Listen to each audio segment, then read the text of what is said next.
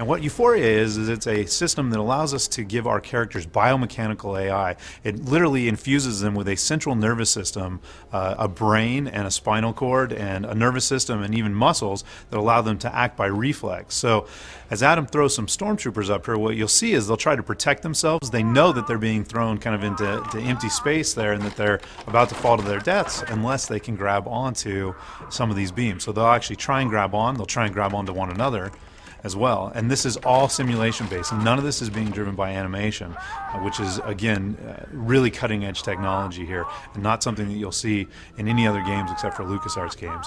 And there you can see an example of a behavior of two stormtroopers grabbing onto one another. Again, that sense of self-preservation as they try to protect themselves from that fall. Now the other thing to observe here is not only do we have characters interacting with the environment in a very realistic way, but the environment knows about those characters. So these guys know that there's that beam that they can grab onto, but the beam also knows about them. So as those stormtroopers grab a hold of the beam will actually splinter under their weight and bend, and the stress will actually show, and eventually they'll break. So again, our games are not just about having, really entertaining and high fidelity interactions with the environment or with characters, but also having those other characters interact with the environment in meaningful and high fidelity ways. The player is moving the bridge, and Indy's reacting to the moving bridge all by himself. Yeah, I see Euphoria literally gives him a skeletal system, a sense of himself, and he knows how to react. So you can see he's grabbing on all by himself. Yeah. You can imagine how difficult it would be for an animator to animate all this, because you never know what's going to happen. You'd have to animate every possibility. Here you can see we made it a little more difficult, so we're throwing rocks. So you'd have to animate him falling forward, falling backwards, falling up. Protecting stuff. Protecting himself from the rock. The power of the next-gen systems has allowed us to integrate three very complex and robust simulation technologies into the Force Unleashed.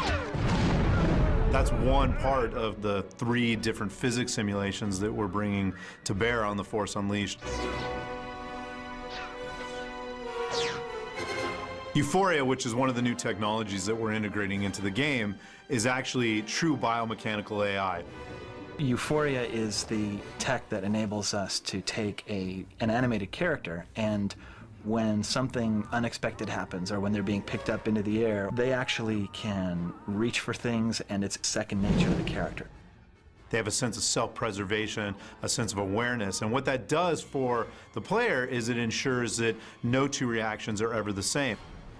If you're using the Force to grab a crate and you want to slam it into a stormtrooper's face, for instance, what's he going to do? Well, he has Euphoria, which is behavioral AI. So he could duck the crate, he could dive out of the way of the crate, he might even grab onto the crate.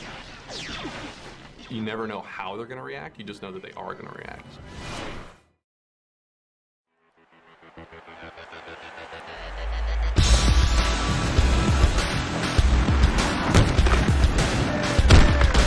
Backbreaker is the first sports game that uses Euphoria.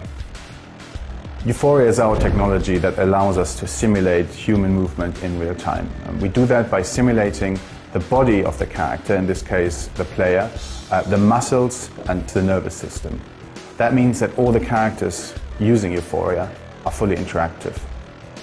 Euphoria originally started as a university research project at Oxford University, where we're trying to simulate how humans and how animals move in real time. We ended up with very simple creatures learning how to walk in a very wobbly fashion.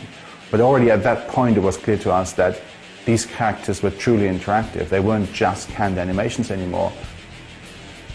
So Euphoria is using the game to handle the interactions between the players, rather than just play a pre-canned animation, which is taken from a large library. Euphoria actually calculates the interactions between the players, so it happens on the fly.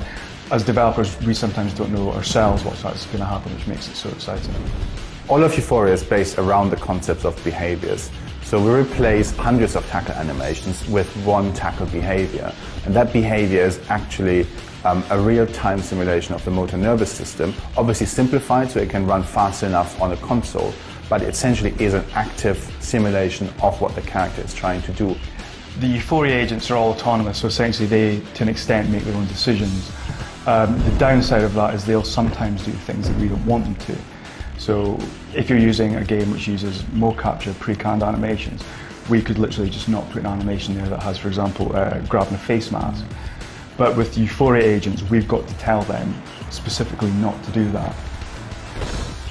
As with everything in Euphoria, gang tackles, because it's interactions, will just happen. It doesn't matter if it's 4, 5, 6, 7, 10 guys involved in a gang tackle.